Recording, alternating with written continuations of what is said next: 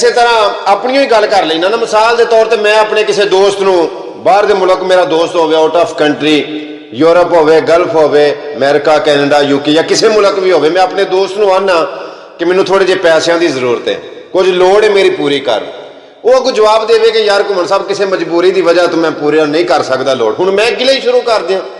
शिकवे शुरू कर दियां कि मैं तेनों काम आख्या तू मेरे काम नहीं आया, ये वे वो वे फलां फलां। हुंदा है ना, चलदा पिया साडे मुआशरे दे विच, तुसां वेख्या नहीं, मेरा जाती तजर्बा है 99 किसी दे 99 वारी किसी दे नाल चलो, 90 ते 99 वार किसी दे नाल चलो, ओहदे कहण दे उत्ते पूरा उतर आओ। एक बारी सिर्फ अगर तुसी पूरा नहीं ना आए तो तुहाडी 99 नेकियां कीतियां लोग पसे पुष्ट डाल देंदे ते ओ जनाब तुहाडी एक वजह मैं काम आख्या ही मेरे काम नहीं आ सके।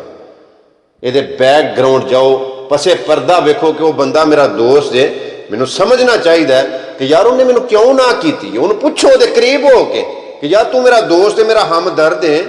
मेरे दुख सुख का भाईवाल, क्यों आप परेशान है, खैर तो है ना, तू क्यों मैनू ना की, यार तू ना करदा नहीं हुंदा। असी सिर्फ अपने काम वास्ते उथे कौन किसी का गम लैंदा है, हर कोई अपना काम लैंदा है, अपने काम कड्ढण दे चक्करां दे विच ना पिया करो। वेख्या करो कई बार अगले बड़े फसे हुंदे ने, उन्होंने पुछया करो भी तू तो ठीक ठाक है ना। मेरा एक दोस्त पे गल सुनाए, बड़ी दुख वाली गल है, वो पे आखे कि मैं बाहरों आया तो मैनू मेरे एक दोस्त ने इनवाइट किया कि वलीमे ते तू आउणा, तो मैं तैयारी भी की सी वलीमे ते जाण वास्ते, लेकिन जिदन वह वलीमा से ना मेरे सक्के चाचू का एक्सीडेंट होया तो उन्होंने डेथ हो गई, मैं ना जा सकिया वलीमे ते, यानी कि घर फौतगी जो हो गई। तो उस आख्या मैं ना गया, उन्हें मैनू फोन किया दिहाड़ी खलो के, उस आख्या इन्नी तेरी वफा है, इन्नी तेरी यारी, उन्हें फोन उस आख्या भी फोन किया उन्हें तो कोई हाल चाल नहीं पूछा, कोई सलाम दुआ नहीं लई। उस आख्या तू ऐ मतलब इन्नी सारी तेरी वफा है, यारी यारी यारी बड़ी करना में, होर कोई नहीं तो न्यूंदरा ही दे जाना सी, न्यूंदरा पंज जिन्हों आदि घर दे घर तो इन्ना वादा लोग जो वरतों पंज कर दे, होर कोई नहीं। तो उन्हें आख्या भी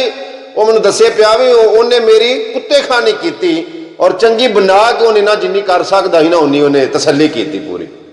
आंदे मैं चुप कर रहा, अगों मैं नहीं उन्होंने आख्या भी कि मजबूरी तो नहीं आया, मैं चुप करके वो सुनता रहा। उन्होंने किसी रैफरेंस नाल किसी वजह तो फिर किसी पासों ना खबर अपनी कि वह वलीमे तेरे ते तां नहीं आया, वह चाचू फौत हो गया। आंदा वो कुछ दिन खलो के ना मेरे कोल फिर आया, आके ना तेन मैनू गले ला के ना ते रो ही पिया, आख लगा मैं माजरत करना, मैं माफ़ी मंगना, मैनू नहीं सी पता क्या काम होया। ये आख लगा मैं चुप दा चुप ही रहा, लेकिन जो बोल जबानों निकल गया वो तीर कमानों निकल गया। पता जे तीर दा तलवार दा जख्म एडा गहरा नहीं होंदा, सच्ची मुची यार मैं बयानबाजी तो हट के गल्लां तो हट के जिन्ना जख्म गल्लां दा बात दा